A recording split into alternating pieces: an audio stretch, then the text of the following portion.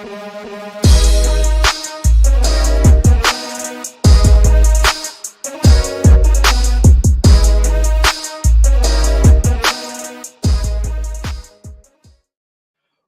up, everyone? Welcome to Level 7. It is time for another episode of the Agents of Fandom podcast. I'm your host, TJ Zwarych, in the midst of a fun week of content, talking some Stranger Things, having our year-end draft. Today, we are breaking down the finale of Pluribus Season 1.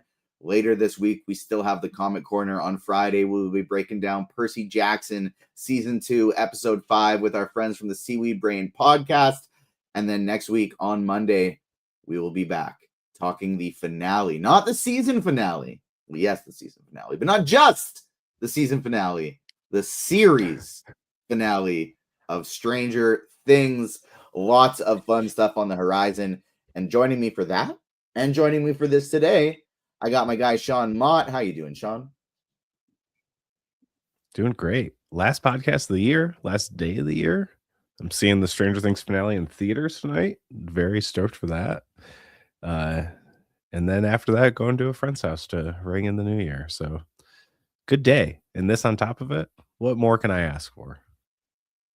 Lucky Gonna guy. be a quiet New Year's Eve for me. No big plans tonight. Just gonna be spending it at home with my wonderful wife Ava and wonderful daughter Natasha. We're just gonna hang out. Probably gonna watch a movie. It's gonna be low key. Probably be in bed before 12. But I did want to make sure we got this out today. One more podcast before the new year. And especially for those like me who don't have any plans tonight, we got something now for you to listen to. Joining us as well, we have our Pluribus experts diving in each week, breaking it down with us a couple times here. Leah Marilla Thomas, how are you doing, my friend? Nice to see you. Doing well. It is, it really is the last day of the year. We got any fun plans tonight? You're in New York. I feel like there's lots of cool stuff you could do. Yeah, which is why I'm staying inside, as I always do. And I'm having some people over, some of whom will be watching Stranger Things for the first time, experiencing their first episode of Stranger Things with the series finale. Last one? Whoa. Yes. They are going to have no idea what the hell is going on. Rachel and I have no choice but to watch it, so we are. Right. I am going not to be not the best hosts, but maybe also the best hosts, you know. I was tempted to just like, hey, my parents, Grandma and Grandpa, can you watch Natasha tonight? Ava, do you want to go to the theater even though you've never watched an episode of Stranger Things before? And we'll watch the finale together. Could be fun. And I think I'll likely just be watching it at home tonight and probably after both of them go to sleep. So while I said it'll be in bed before midnight, I probably won't be asleep because I probably will be watching that Stranger Things finale as well.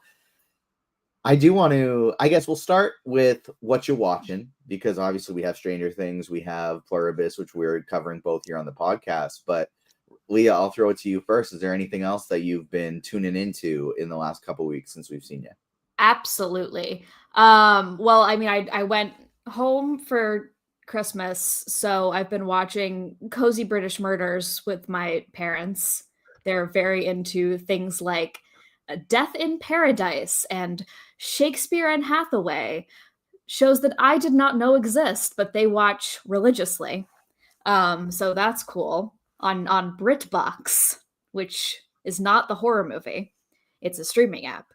And then, you know, I was watching Heated Rivalry from the beginning, so now I'm watching every single photo shoot, every single new press thing that comes out between these two delightful, like, superstars in that show. Like, they got so famous so quickly overnight, and it's been delightful. In our year-end draft yesterday, which I will want to ask each of you to make a selection for of each of the categories, Rachel for her wild card pick, which we left wide open. You can pick whatever you want. I was thinking like video game, book, comics, I did hear about this. But I didn't quite realize that we were going literally anything. And so Rachel went with the Bucks of 2025 with her final selection, citing Heated Rivalries as a big inspiration. Yeah, and I'm sure that's the only reason why she wanted to bring those up. There was nobody else's butt that she wanted to talk about. And Glenn Powell's butt, of course. Glenn Powell's butt, of course, was a fixture in that selection as well. Sean, how about you? What Timothy Chalamet's butt, though? Timothy Chalamet's butt and Marty Supreme also mentioned. And that's been in the news. It's been in the news this week. Yeah. No butt double. No butt double. Said spank my butt. Yeah. Yeah. Mm-hmm. Mr. Wonderful giving him a spanking. So beautiful. Happened. As far as I've been watching, Sam and I have gotten back into anime again a little bit. Nice. We watched season 1 of Chainsaw Man. Got back into Jujutsu Kaisen, so I'm watching season 2 of that right now, which is, man, that's a dense anime. There's a lot of stuff happening that they explain to you. You think Stranger Things does exposition dumps? No. Not even, doesn't even hold a candle to Jujutsu Kaisen, because they have like layers and layers of all the stuff they're doing, and they say it all out loud, but they need to, or else you have no idea what the hell is going on. So those two are the big ones. I've been trying to catch up on some of the movies I missed. So I watched One Battle After Another because that just dropped on HBO Max. What a movie that is. Wow. I mean, all the hype was there, obviously, but well deserved. I think that might be my favorite movie of the year.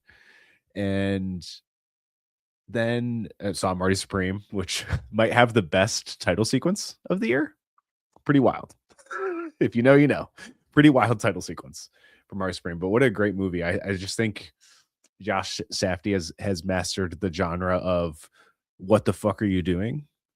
Because every character in every movie he's made, you're just like, stop doing what you're doing the whole movie. But it was great. The kid next to me was watching a football game the entire time in the movie theater. That was something. Yeah. Those are the big ones. Tough one. Real tough one. Oh, I finished Tulsa King season 3, which was fine. It kind of just has become the same thing over and over, but Sylvester Stallone is so charming and awesome in it. I'm fine with it. He did get kind of a Rambo moment a little in the finale, which was cool. And Samuel Jackson randomly shows up in the last 2 episodes, and he's awesome. So that was cool to see Sylvester Stallone and Samuel Jackson go back and forth a little bit. But it's just become a show that like now I'm so into it, like I'm just gonna watch it. But it definitely kind of repeats the same stuff over and over and over, which is fine. I think those are the big ones. I don't really nothing that's coming to the top. I've been watching Percy Jackson. Did the episode come out last night, or is it tonight? Episode is coming out. It's right now. So yeah, it's like middle of the night. I haven't watched that Tuesday, but technically Wednesday. Okay, I haven't watched that one, so I'm behind an episode on Percy Jackson. And I did get screeners really late for Fallout, so I've watched the first 6 episodes of Fallout, which it's solid. The way it ramps up in 5 and 6, I think, are very good and has me excited for the final few episodes. The way they're starting to tie things together is really cool. But yeah, I think that's it. Leah, you watching Fallout at all? That was something I was going to consider us maybe like bringing up today, and then I just didn't get a chance to watch the second episode yet. I honestly can't remember if I finished the first season. So that's kind of how I feel. Like I like it, but I'm not invested. Like yeah, it wasn't. I'm enjoying it while I'm watching cast. it, but it's not Those something are all I people I enjoy. Prioritizing. Yeah, I'm behind on. I did like finish the first season of Percy Jackson too, and I've completely. It's weird to have so much new stuff at the end of the year. Yeah, it's such a weird. It's so weird. It feels wrong. I feel like I should be like checking out, logging off, and it's just like new, and then 2 new like things we knew was going to happen, things we didn't know were going to happen. It's. I don't like when shows carry over from one year to another, because where do you place it? You can't really rank it. It's not done. Get me started. Like what do you? Yeah. It's impossible. That's why on my podcast I wait until the first weeks of January to do top 10s, because there's so many things that like aren't finished but started, and at least you can get some of a better grasp of it. It's weird. I don't know. I think that is the perfect time to lead into, Sean, what is your best movie of 2025? Oh God. One Battle After Another. Weapons close second, but those are my 2 favorite movies for sure. Sinners a close third. Those are the 3 that are like the favorite. So I cheated and gave you 3. Deal with it. I wish you were here yesterday because Jam would have ripped you a new one. He had a hot take yesterday that one battle after another. It's overrated and it should never be compared to Sinners. And after I drafted both of those movies, because my number one is Sinners, and my number two is One Battle After Another. But that was a fun little rant. Go out and check that out from our year-end draft yesterday, now streaming on YouTube and wherever you get your podcasts. Leah, how about you? What's your movie of the year? Here, I'll do two, since everybody's doing two. I'm gonna split between Sinners and Hamnet. Ooh, and maybe like honestly, my sort of wild card-ish number three might be Blue Moon, which is like just a long ass conversation, but I loved it. There you go. And a really great Ethan Hawke performance. I am not giving my thoughts because I am wanting everybody to go and check out yesterday's podcast. And so that's the one that like people are saying Ethan Hawke might win like best actor potentially, right? Oh yeah, he's a good, decent challenger for that. They made him short. Other things too, but they made him short. I remember reading an interview with him and him saying like, yeah, I've been talking to the filmmaker about making this movie for about the last 12 years. And I'd ask him every year or two, like, is it time? And he was like, nah, you're not ready. And I mean, I don't know. Isn't that just kind of how Richard Linklater's moving through the world these days? I think so. Fair. Yeah. Every movie has to take 2 to 3 decades. Yeah. It's got to be about a different decade, and it's got to take a couple decades to make. He's not in a rush to do nothing. No. Sean, favorite TV show of 2025. This one I might feel like is tougher because there has been so much incredible television this year. Nothing compares to Severance. Severance season 2 is a league above its own. Besides, my number 2 is The Pit season 1, but those two I think are on a whole nother level of TV in a year that is incredible for TV. But I think those two stand above the rest by quite a bit. I didn't get any of my top 3 in the draft yesterday, but I say my podium is Severance season 2, Andor season 2, and The Studio. Those are my top 3 this year. Leah, how about you? Best TV show? Those are verbatim my top 3 as well. I'll put Andor at the top, I think. Super fair, and there actually are some Andor comparisons that I want to make to this episode of Pluribus as well. But Lee, I'll keep it with you. I'm expecting some creativity. What's your wild card? What was your best? It can be an album, it can be a book, but also it can be literally anything. Wild card. Okay. I mean,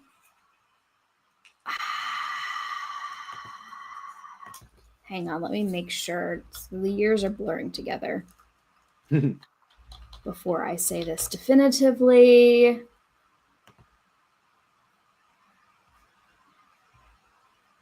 Sean, get yours in mind as well. Get ready. I think I have it.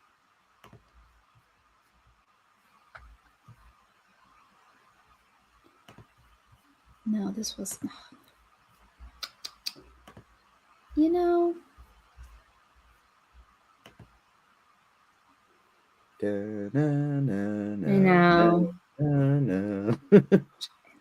did it open? Sean, I'll throw to you first. Give me yours. Yeah, I need something different because mine was actually I was going to say the Broadway revival of Sunset Boulevard, but it did open in 2024. So right on the cusp. Yeah. Oh man, yeah, it's funny because for like favorite release, like music releases of the year, I was making one for me and one for Sam to post for the podcast, and she was like, wait, was this year or last year? For so many of them. So it's understandable. Yeah. What are years? I don't know. What's time? Mine's gonna be Turnstile's new album, Never Enough. It topped the Billboard, 5 Grammy nominations. They did a Tiny Desk NPR thing this year. They're everywhere. They were they were played in the season finale of Isle of LA. They're like just taking over that kind of stuff, which is hilarious because they started as like a side project fun band, and now they're arguably the biggest like hardcore band in the world, probably the biggest hardcore band in the world. So it's super cool to see a band that I used to play with in clubs that were like 300 cap headline tours that are in outside thousands of people. It's awesome. So I'll give it to that. Okay. And I'll do a different theatrical experience, and it is the play, Kimberly Bellflower's play. John Proctor is the villain, which did open in 2025 on Broadway. It was very hyped. I thought I got it before going in. I did not get it before going in. It is a play about an English class set in a southern smallish town, smaller than the town that I grew up in, but still sort of hits on like my school experience in like specific ways that I didn't see coming. And that's always really delightful. And it's going to be a movie, and it starred Sadie Sink. So relevant. Oh, yeah. Nice. So Very cool. It truly incredible performance from her. That would be something I would have wanted to see if, like, last time I was in New York, we got a chance to see Romeo and Juliet with Kit Connor and Rachel Zegler. Babes. And that was just so cool to see both of them in person, so close. I knew Rachel Zegler was incredible, and I knew Kit Connor was good from Heartstopper, but that's all I had seen him in. I was mind blown how incredible Kit Connor was. Yeah, I was as well. Performance, like he was acting at a level that I did not know that he had in him. Mm-hmm. It was so impressive. And so that would have been a really cool one to see Sadie Sink. We've been talking about that, Sean and I, in our Stranger Things pods, of like, it's so clear that the people who have been working on Broadway and Stranger Things, Sadie Sink, Caleb McLaughlin, why can I never remember Dustin's name in real life? Gayton, Matarazzo. Matarazzo. Thank you. Gayton Matarazzo, like those three who have been, between seasons of Stranger Things working on Broadway as opposed to just like kind of chilling, you can see it. Their level of acting is gaining and growing so much with each season.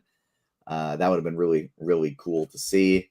This play is going to be adapted as a film, and Sadie Sink is going to star in it, which means it should be fairly soonish. I'm really hoping they get a good director. I'm worried about that. It could make or break it, honestly. So fingers crossed.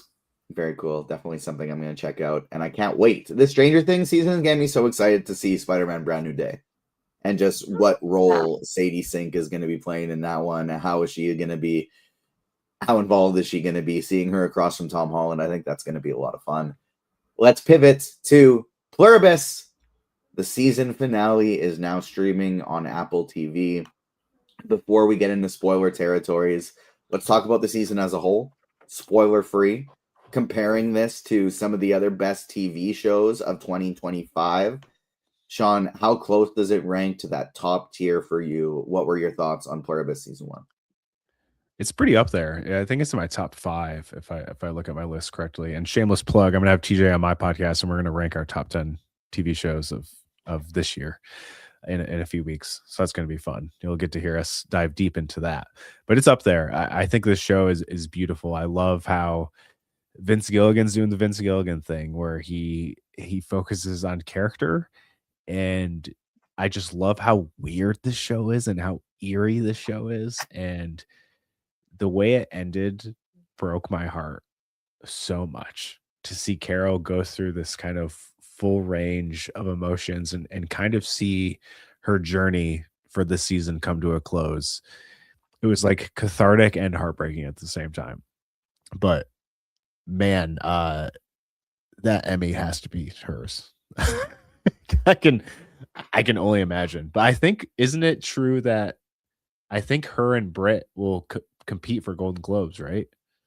Is that the way how the scheduling will work out? I know they're different, so I get confused by those, to be honest.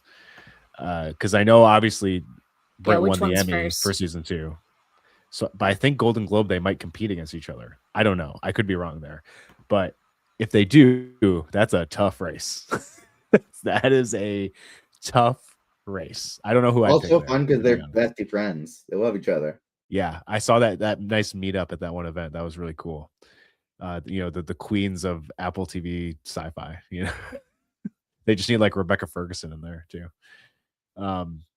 Yeah, I love this show. I'm so stoked for season 2, and it's like it's so interesting to think like you kind of know what season 2 is going to be about, but where else are they going to go? What else are we going to learn about this hive mind? What else? And I think I talked about this before in previous episodes, but like, are we going to see like other planets? Like, are they going to get that crazy? Because they made it pretty clear the true goal of the hive mind and that species as a whole is total domination.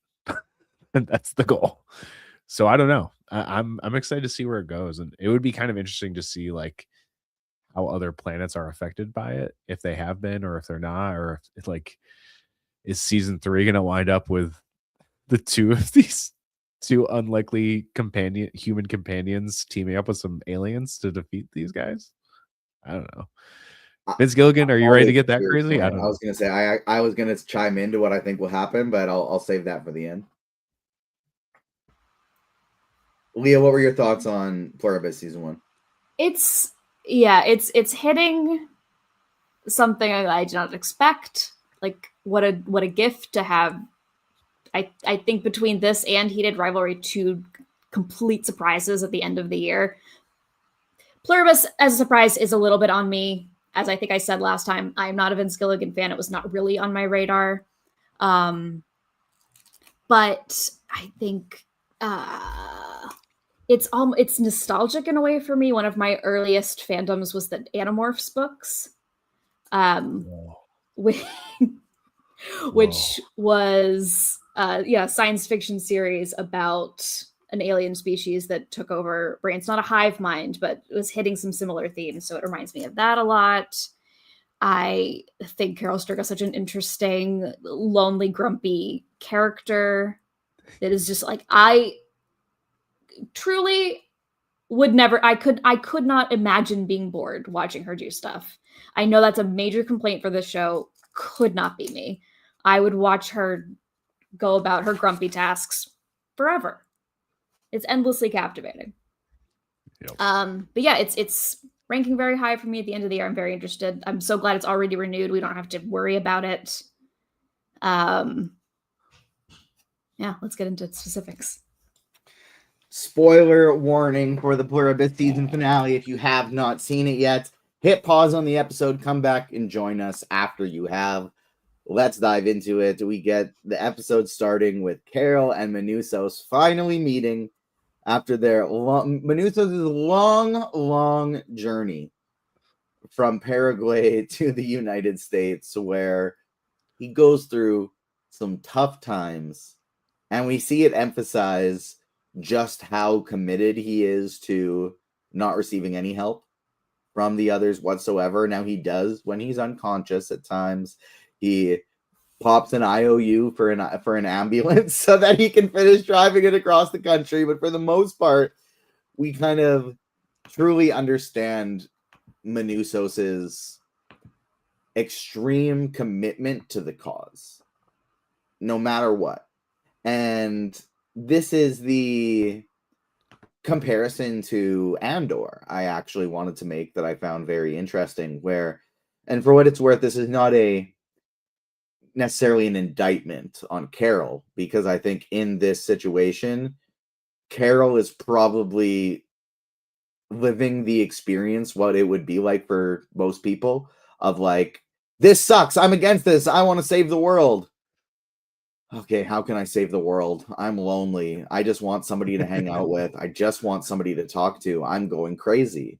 Like, that is probably the experience I think a large percent of us would have.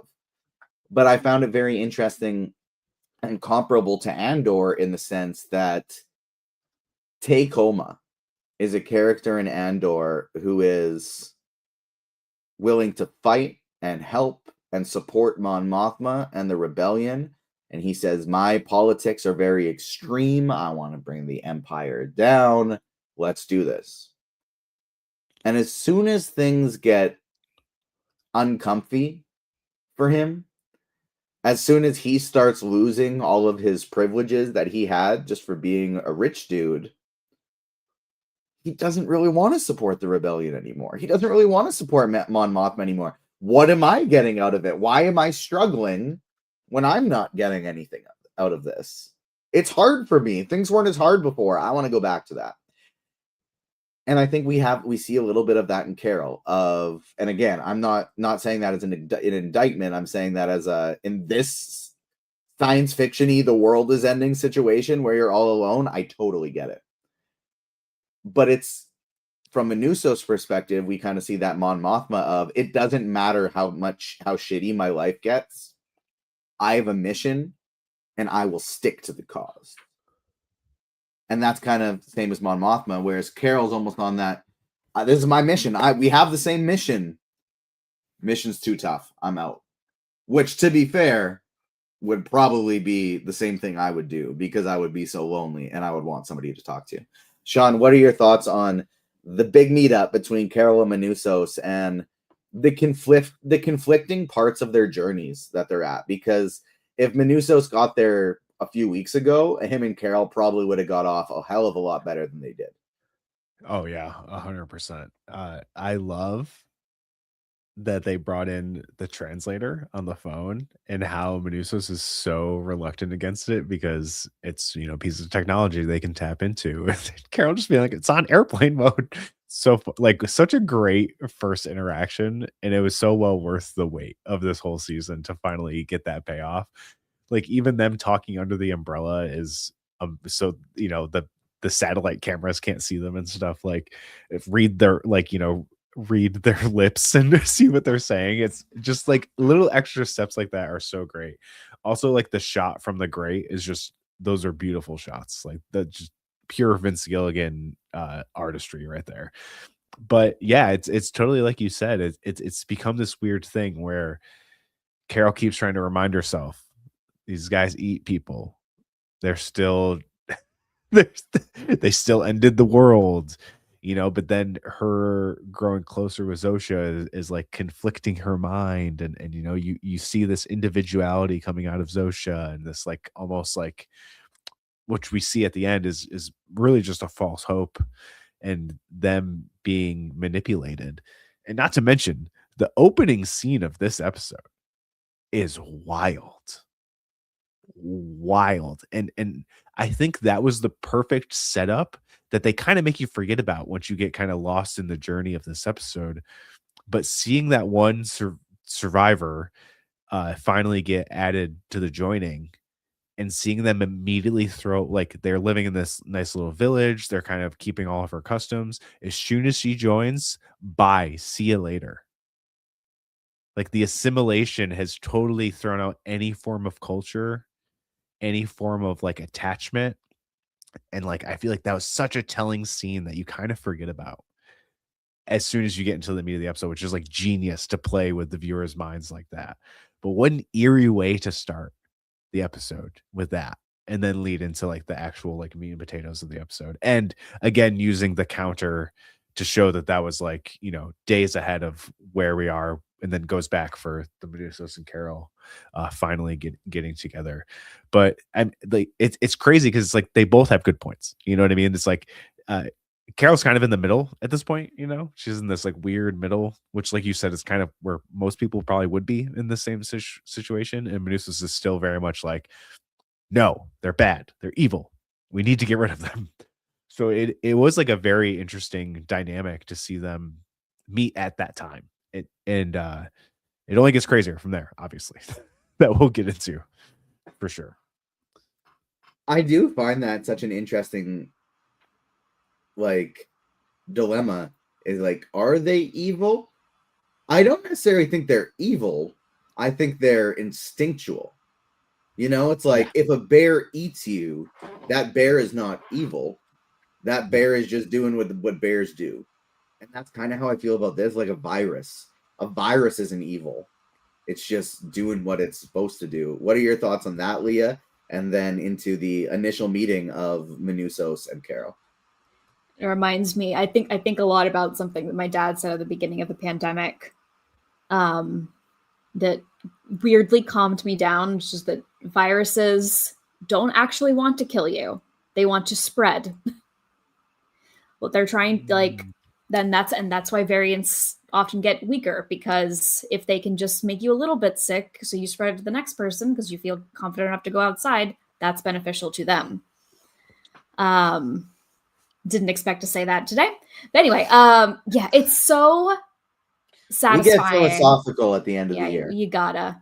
That's the time for it. It's so satisfying when characters that you don't think will have an ounce of chemistry bounce off each other in such like unexpected and fun ways. Like, I did not think Manousos and Caul had anything in common. I was like, how is this going to work? They're so different. And it was like, even electrifying when a phone was translating for them. Like, how cool is that? We have to defend that Caul is still researching. She is still taking notes. She is trying to remind herself that they're evil. So that's how she's doing her part. I love her whiteboard truly so much as a fellow writer. This is how I take notes. I like that she's written down that they need her content and or maybe that says need my consent. Interesting. And that is such an interesting part that we talked about last week, though, is I find it fascinating how they are so genuinely interested in her new content. Yeah. Because they can't create anything. They're everyone. They can't create. There's nothing new. They don't get new information because they know everything. So the concept of actually being able to read a new piece of literature would probably be incredibly exciting for them. Mm-hmm. Ay. Let's pivot to kind of how Caul has accepted into this group over time. And she obviously, like, that's the part I found so interesting is if Manousos just would have got there a couple weeks earlier, this would have gone so differently, because Caul was very much in post finding people's faces in vacuum sealed, like vacuum shrink wrapped bags. If that Caul met Manousos, that Caul would have been ready to rock. But she is kind of, I feel like Diabate opened a lot in her. One, on the sense of, hey, if you're nice to these people, you'll get more information. But two, just like, once you're nice to them and you start enjoying your own life a little bit, you can't help but get weaved into it. Leah, what are your thoughts on kind of how Caul has softened over the course of the beginning of the episode? It's it's a philosophical debate. It's a kind of a trolley problem of sorts, because Manousos is very happy to kill them. Caul does not want to do that. Caul has been made to feel very guilty for the deaths that she has caused. And she's like, they are the bodies are still people, even if they are one entity. It's so complicated. There's really no right answer, which is the best. Glad I don't have to deal with it. Sean, how are you dealing with it? How confident are you that you'd stay in save the world mode? It's hard because I wouldn't want to kill them to change it. Like, if the option was to save the world and get rid of this, you had to kill everyone that's been affected by it. I feel like that's just asking for, that's going to make the world worse. You kill off almost the entire population of the world. I'm out there too. Like, you're I'm screwed. not trying to repopulate the world with 12 other people. Well, not even they lost one. Yeah. Yeah. One's a child. 11 people are left. Oh, wait, what? they did mention that more people are being born in this finale, I believe. But they'd be born, and we really breezed right by there. Yeah, so that's interesting. Were there just they're responsible because they don't have enough food, but they're doing it. Well, were there just people already pregnant, or are they doing it? Oh, maybe. Yeah. We did ask this question a few weeks ago. Are they fucking? Yeah. Are they fucking? I mean, That's on her whiteboard. They are. Sex question mark? Sorry, continue, Sean. I kind of cut you off. I mean, they are. I mean, this is from an earlier episode, but when they were in where they all sleep together, and Carol asks, "Is this going to become like the orgy in the Matrix?" And Zosha said, "No, not unless you want it to." And I was like, "That is a funny line." It's like, that is such a funny line. That was great. But yeah, it would have to be so it would be able to turn people back. That's the only way I would go through with it. If it kills a majority of the population of the world, no way. I feel like that's just more detrimental to the whole thing. Like, you got to kind of figure out a way to live in the middle. But then by the end of this episode, you kind of realize there is no in the middle. So it's, I don't know. It's hard. That's why it's like, I'm so stoked for season 2. So it's like, how are they going to solve this problem? You know, and again, we've talked about this. And do they? Maybe they don't. Maybe they don't. What are the ramifications of doing that? You know, I compared it to like weapons. You know, they're under that spell, and then when they come out, they're like vegetables. Is that what the whole world's going to be like for a few months until they get their mind back? Like, what does having all of that information in your brain do to a normal human body and human brain that operates the way it usually does? Like, what does that do? Especially like a child. Like, I don't know. Like, I feel like even if they do turn it back, like, there's going to be massive problems. Like, I don't think it could just be that easy, you know. Then that's what makes everything so complicated and so hard. And it's like, I know she's mainly doing it. By the end of this, we know she has no choice. But what really fuels it is she's doing it as a result to losing her partner. That is the main thing. I lost my partner to this. I want to save the world, to make up for it or whatever. Like, that's her driving force. And you see her get past that, which I think is good. That's growth. That's dealing with grief. In the beginning, she's probably not dealing with grief in the most beneficial, positive way to herself, but under the circumstances, she was doing all right. For sure. But yeah, I don't know what I would do. It would be so hard because there's so many variables that are so up in the air, and up in the air at a cataclysmic level, where it's like, what do you really do? You need more information. What she is doing, which I respect. And I think that's when she sees kind of Manousos doing things that to her seem drastic. I think But that's they're what also scared the her same off. things she did before. Yes. Yeah, it's so fascinating. And just like, it's drugging, handcuffing, like, it's just like the same level of intensity as what Carol had already been doing to Zosha before they left her. Yeah. And it also just hits so hard, that scene where Zosha's like, we love Manousos the same as we love you. And she's like, well, what do you mean? You can't love him the same as you love me. He's trying to kill you. We were together. Like, no. And she's like, I know it's tough to understand. And that's just like such a betrayal to poor Carol. Leah, that scene broke me. Yeah, she bought the con. Well, it's not a con. I don't know. It's kind of a con. Kind of a con. It's kind of believing the stripper loves you back. Yeah. You know, and we have to say it because I was really hard on Diabate, so I have to say it. Like, I have to hold her accountable as well. When Carol finally snaps back into reality, it's ultimately because she finds out, and this was a part that I was reading I found so fascinating that, you know, as a man who is privileged enough to not have to think about that stuff, it didn't even cross my mind. But it didn't cross my mind immediately either, to be fair. Yeah. I was reading an article on Autostraddle, a recap of this episode, and the author was talking about how it's very interesting that Carol, you know, is very comfortable living this life with the others and being in a relationship with Zosha and living comfortably until she realizes her own bodily autonomy is threatened. Yeah. When it's others' bodily autonomy, she can separate that from her mind as long as she is living a life she is comfortable with. But as soon as she is threatened, then she's back on board. She is back on board to saving the world.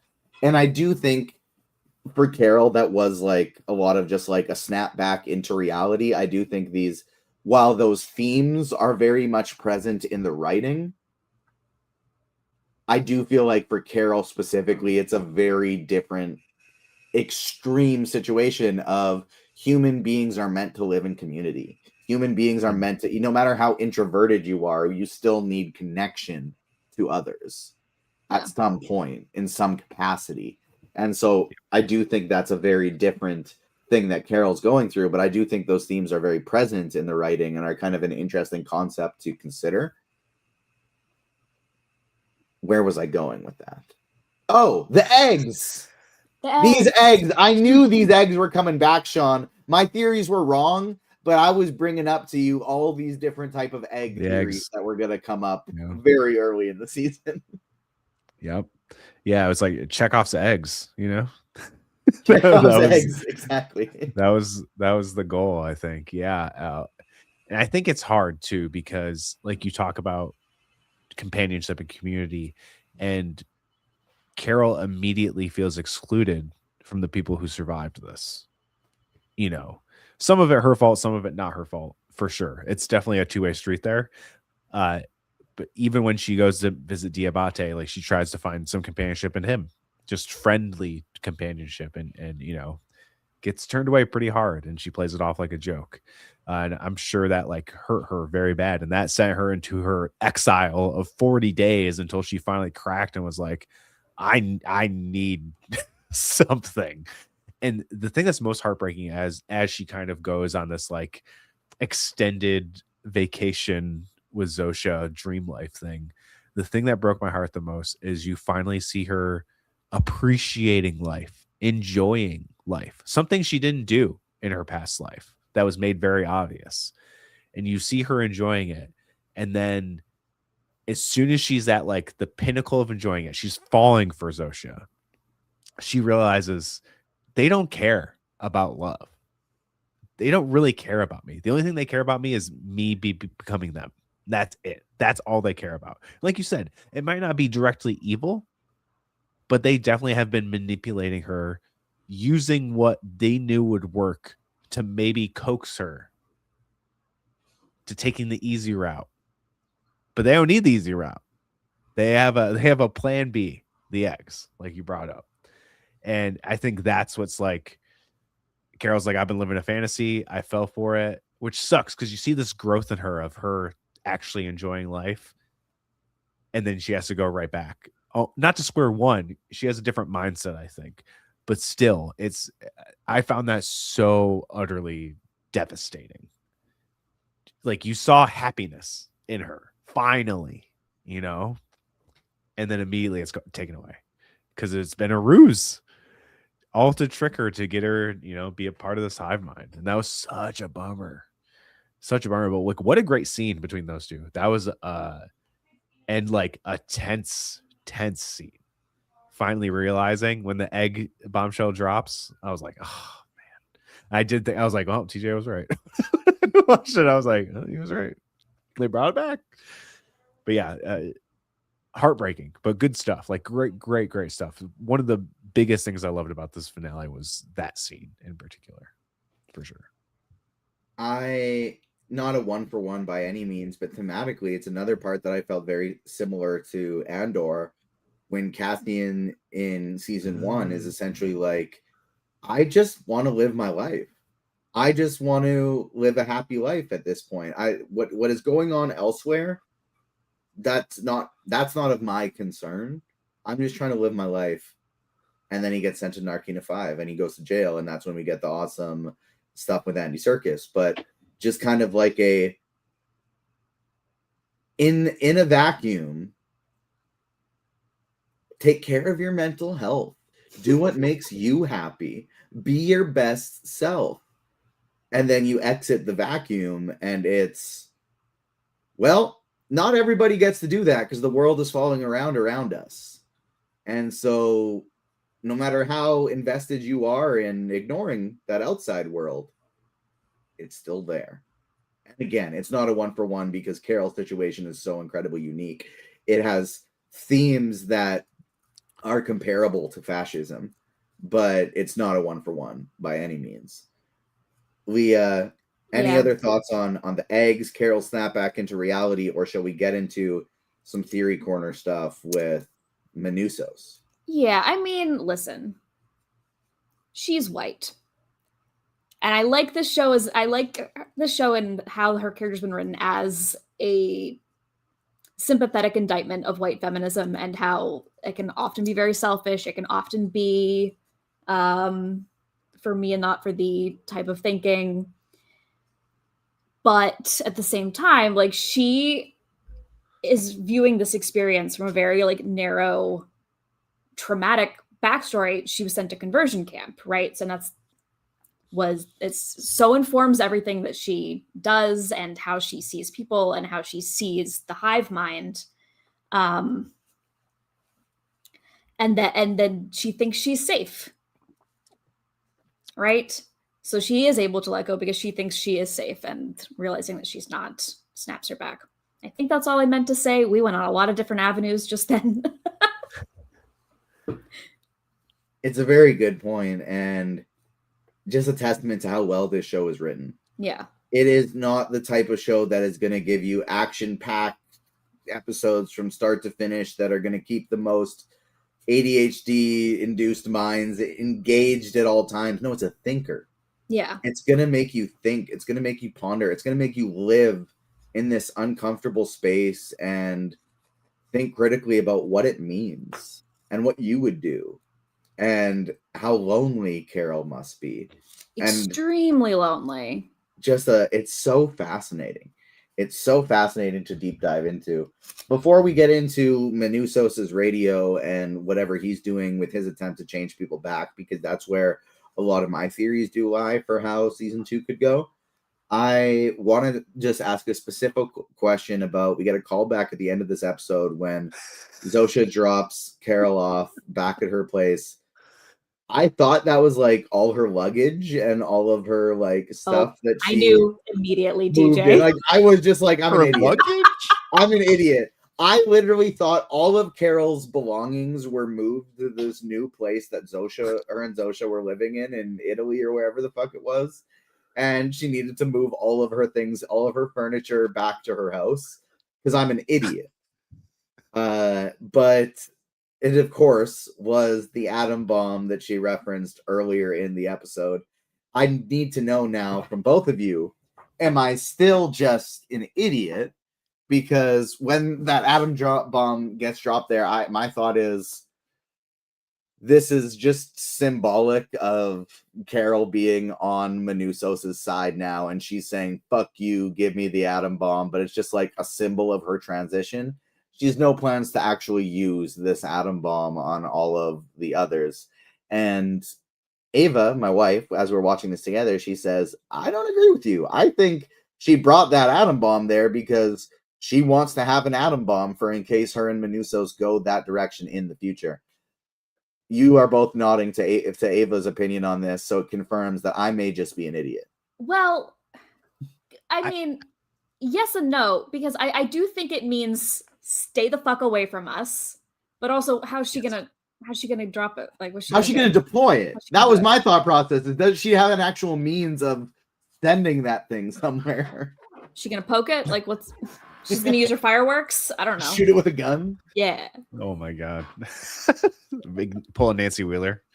Shoot it with a gun. Oh my god. Shoot first, ask questions later.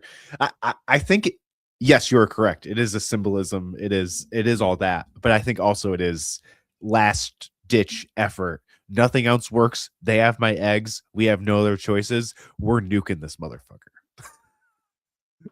How? I don't know. I don't know how you turning some scientists back to their side in some capacity, and the atom bomb is used as a vaccine dispenser, and they're just going to explode vaccine all over everyone. I don't think that makes sense. I'm not a science guy. Yeah, because I think what you want to get into with the radio frequency, I think that's the key. Mm-hmm. And we didn't get confirmation. It was a good tease, though. A good tease that Manousos is onto something. And obviously, when Carol went away, and it seems like she went away for like a month or something, like a while. I'd have to look at the date stamps because she brings up, oh yeah, we just turned one of the joining during that pivotal conversation between Carol and Zosha. So we know exactly how many days, but it was a while. 20 to 25 range. Yeah. So yeah, like about a month. And Manousos wasn't there just chilling. He was researching.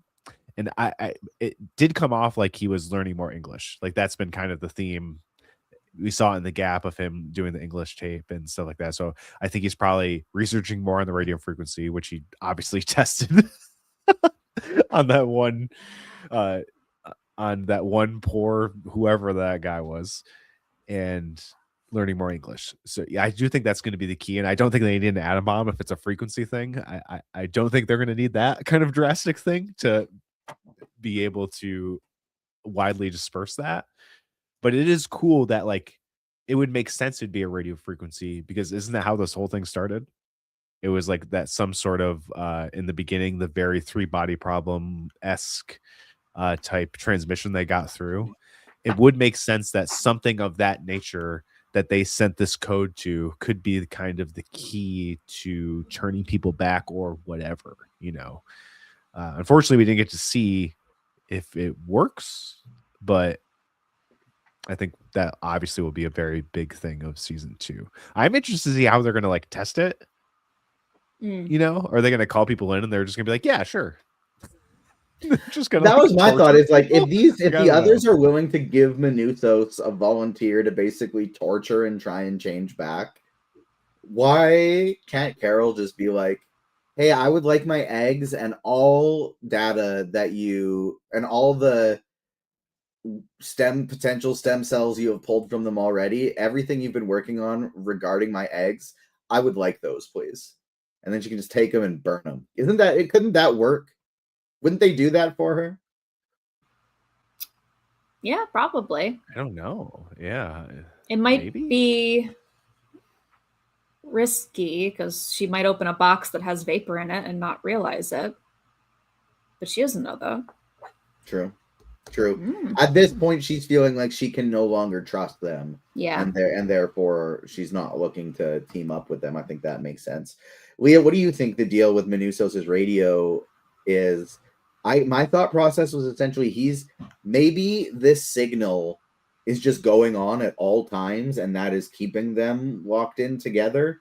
And maybe if he finds a way to interrupt it, he can, short circuit them and bring somebody back. But I do find it fascinating the issue Sean raised earlier as well of like, what happens when they do? What's going on with a mind that just had access to every mind in the world? You got to pray for amnesia plots at that point, like that would be a relief. Yeah. Like, what happened? Where have I been? Right. I think it would just be so fascinating if they like finally, they fine tune this radio method. They pull one person out to join this. What'd you say, sorry? It'd be nice to have an atom bomb if you needed to destroy something. True. But like if you pull one person back out of this, it'd be fascinating to me if like you got one body, but 17 people are in it. 17 people are in this one body that you just pulled out. And now there's 17 different personalities inhabiting one mind. Like something like that, I think would be so fascinating. Of like Tatiana, it's not multiple Maslany personality on disorder. The phone. It's different people. Hell yeah. Oh, that's fun. Yeah, they're gonna have to, and they're not gonna test it on Zosha. I don't think Carol would do that. No. They could test it on the mayor.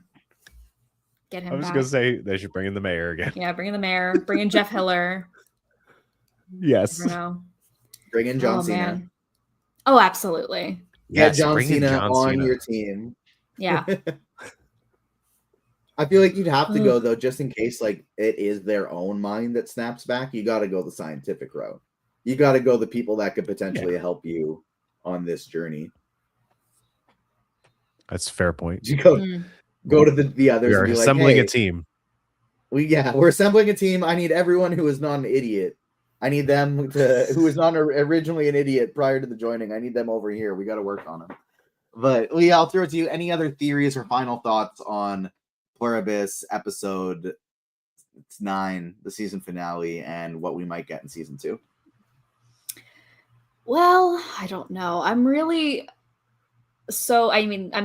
excited to learn more about Manousos. I'm very excited to learn more about Zosha because I don't know, man. I don't wade into these waters, but when they talked about her past partners, she said used they them pronouns, which I think means she's hiding something. And I don't know how exciting like a Sartre no exit type of thing would be if they bring Zosha back and she's like completely different than this fantasy version that Carol has built up, maybe not even attracted to her. I mean, it's a tricky story to tell. I would trust them to tell it. So I have my eye on that. Sean, final thoughts and theories for Pluribus season 1. Yeah, that is a very interesting thing. If they crack the code on turning people and then they go to turn Zosha, because I feel like that would obviously be a main thing for Carol. And she's like basically doesn't even know who she is. Ooh, yeah, that's brutal. You can't trust that they're the hive mind is so good at lying by omission. You cannot trust they used those pronouns to be woke. Like they weren't. No, there's a different reason. For sure. Yeah, 100%. You're totally right. But yeah, I'm excited for season 2. I'm excited for more Carol and Manousos to team up finally and see. I'm stoked to see what they have in store and see. And I think that's one of the most exciting things about this show is like everything feels so uncertain. And that's what makes it exciting because you don't really know where it's going at all. You know what I mean? Like, and I like that. Like, so I'm excited to see where it goes. And it's kind of what I talked about other Vince Gilligan shows. Like, and I think it's like the pressure of modern social media and modern, even general audience, I'll say, quote unquote, critiquing things because I don't think critiquing is the right word for some things that people say on the internet. But it held such an expectation because it just was Vince Gilligan. And I think it met a lot of that for people. But it's like people forgot, like when Breaking Bad first came out, people weren't like, this is the greatest show of all time after season 1 or even season 2. It wasn't really until like near the end, and people were like, yeah, this is an all-timer. So you kind of got to let it have very that interesting too. Comparison on that note, and this isn't a Vince Gilligan problem. This is just the state of television streaming problem. There would be, if just like Pluribus reaches its expected season 2 release date, there will have been 62 episodes of Breaking Bad in the span that we will have gotten season 1 and 2 of Pluribus. Jesus. And so it's less about the storytelling and the slow burn of like, it's just a slower burn now because this shit takes so much longer. Yeah, that is a very, and it isn't is the expected date 2027 or 2028? I think 27. It has to because be. I saw like Breaking Bad at the time people was delivering 20 episodes every year. It was a network TV show technically. Yeah. And it's hard too because I saw some people talking about 2028 because if I'm Apple, you're really going to want to put Severance and Pluribus out in the same year and mess with those awards. Because guess who we're fighting for those awards? Those 2 shows. Well, and like The Pit. The Pit's going to be here every year now, so you're going to be dealing with The Pit as a juggernaut, and they are bypassing those problems because you're getting a new season of The Pit every January. Yeah. So they're going to be in the conversation every single year, and that's a hard thing to compete with. You got to use that April cutoff for the Emmys or May, real hard. Yeah. Oh yeah, so it depends who gets in the scheduling of it too. Yeah, so they might be able to do it with that because Severance is kind of like a beginning of the year thing, or at least season 2 was, and then Pluribus was kind of the end of the year thing. So they could do it that way, and that will split up at least the Emmys. I think the Globes they will end up compete, but I feel like people care more about the Emmys. I don't really know. Who cares? Severance has to be deep winter. I refuse to watch Severance. Yeah, it needs to be. Summer. Yeah, no, it feels right there. The fall, absolutely it feels right not. in the winter. No, that's the most January show of all time. Yeah, especially because it seems like it's perpetually winter in that show. Yeah. Exactly. forever. Sean, what's coming But up yeah, on the Metal it's a hard Corner? thing to battle. Oh, sorry. No, you're good. Just dropped most anticipated TV shows of 2026 episode, which I'll have an article coinciding with that out within the next few days on Agents of Fandom.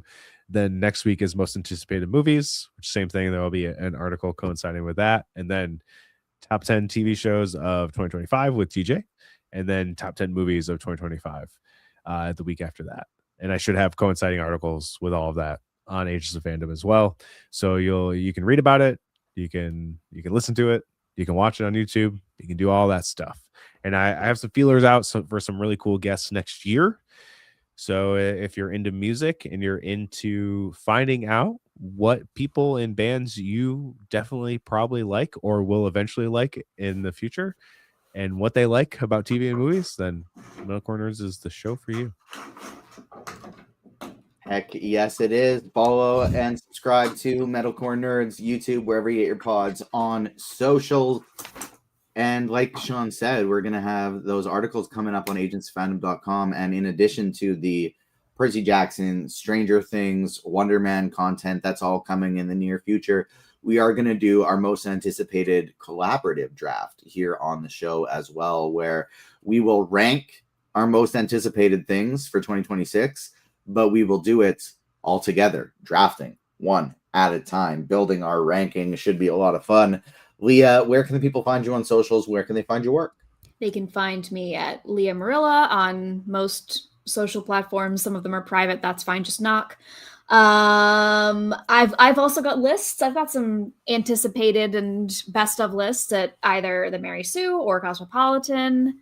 This next couple months is going to be. These next 12 months are going to be crazy. We've got A Night of the Seven Kingdoms. We got The Pit. We've got Starfleet Academy. Shrinking. There's so much shrinking. Oh my God, there's so much. The end of the year. Wonder Man. The end of the year was crazy, and the beginning of the year is going to be crazy. We are just not stopping. Reminds me, I got to get it. I got to.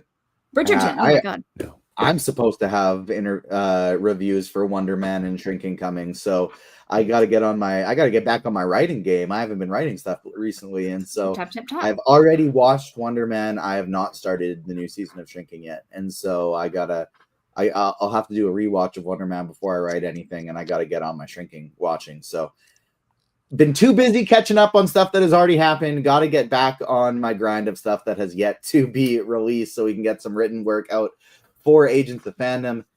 And you can find us on socials at Agents Fandom on TikTok and Twitter, Agents of Fandom everywhere else. Subscribe on YouTube, wherever you get your pods. And make sure you hit the like button on this video. Help us battle that YouTube algorithm, grow that community. That'll do it for today's show. Thank you so much for tuning in, everyone. On behalf of myself, Sean, and Leah, we will see you next time. Peace.